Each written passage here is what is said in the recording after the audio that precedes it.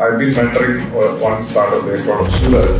So they were a completely private organization. It was a startup and with not a huge infrastructure, they were able to convert all the biological waste, decomposable waste into manure. They were able to run successfully and manage all the waste on behalf of the Surat Municipal Corporation. Surat Municipality was happy to hand it over to them.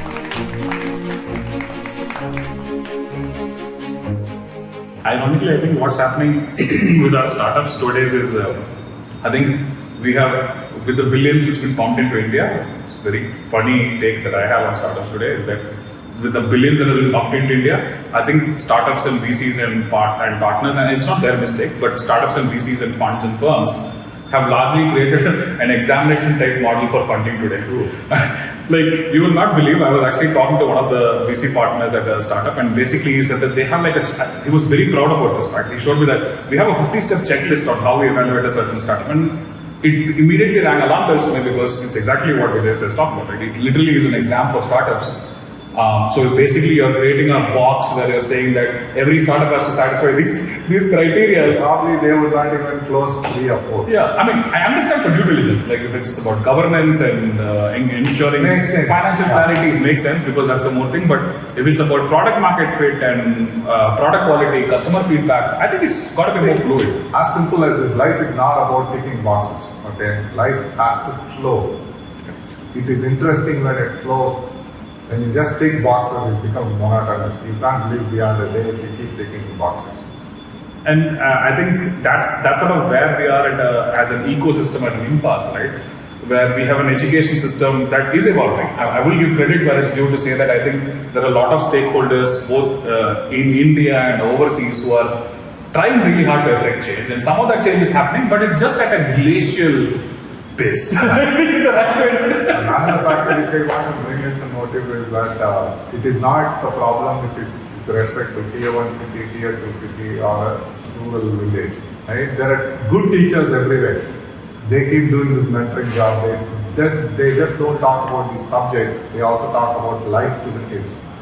Okay, that impacts huge level, and many teachers actually inspire other kids to become teachers primarily because of this generous act of them getting involved with the life of a student, mentoring them consistently and evolving them throughout the journey of the so-called education in the schools. I think if I were to give a playbook into sort of how we would change, I would say that I think the focus needs to be strongly back on things that as a learner I am very passionate about. I think we need to move from a system that attempts to fit me into a mold and sort of create me for qualifications that I should possibly possess, instead to figure out what qualifications will I be good at, which does not exist today.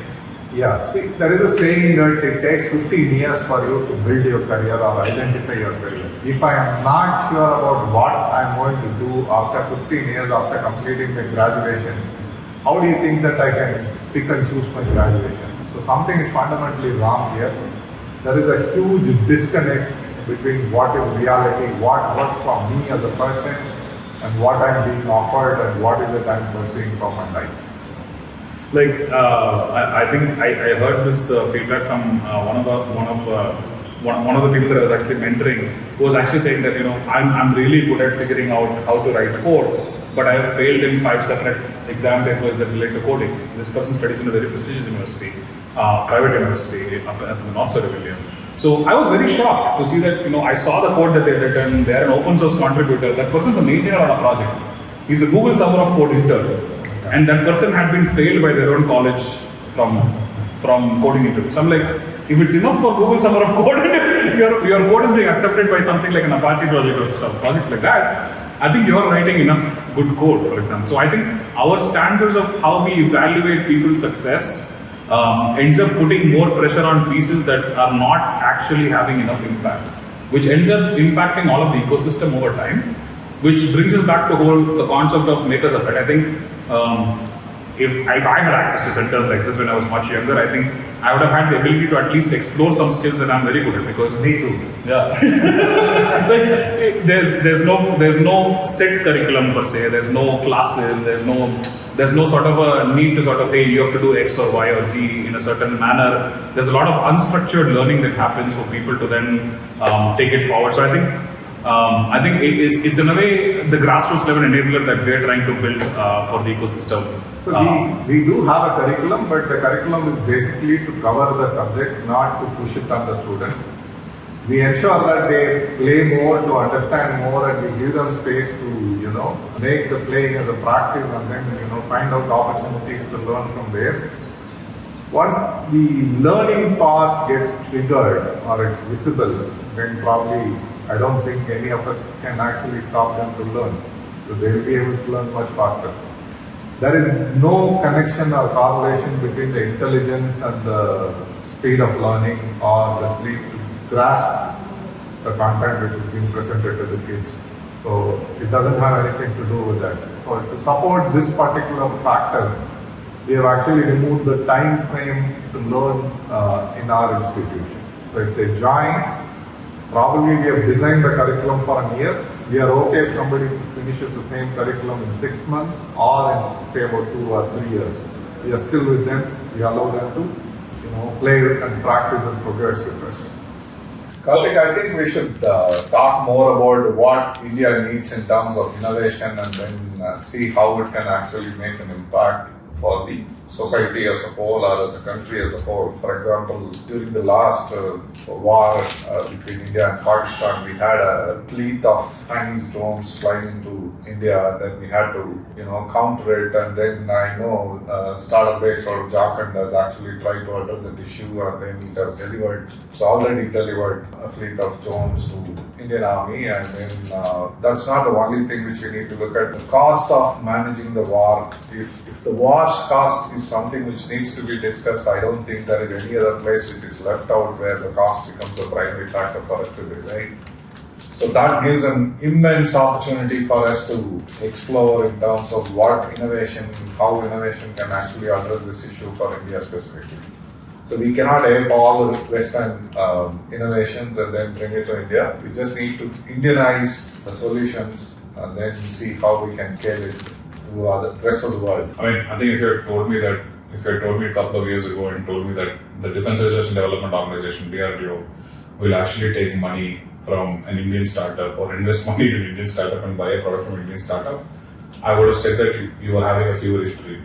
Because I remember being in the startup scene back then, and defense procurement was a very closed door affair, for example, right, where I think a lot of defense procurement happened with well-known contractors. A use case like this would have typically gone to one of the well-known, Middle Eastern providers that offer a solution like that, or one of the well-known, say, American providers that offer a solution that's similar to that. Yeah. But what we've started seeing is that I think with the advent of the wave of innovation that's happened, I think a lot of funding is coming to a lot of different scales of enterprise, not only defense, but even in other sectors, there's a lot of significant investment that's happening with smaller scale organizations, which we typically would not have seen the government put money into. Space research is a fabulous, similar area where we started suddenly seeing a burgeoning of startups and ecosystem players who are starting to enable stuff like that.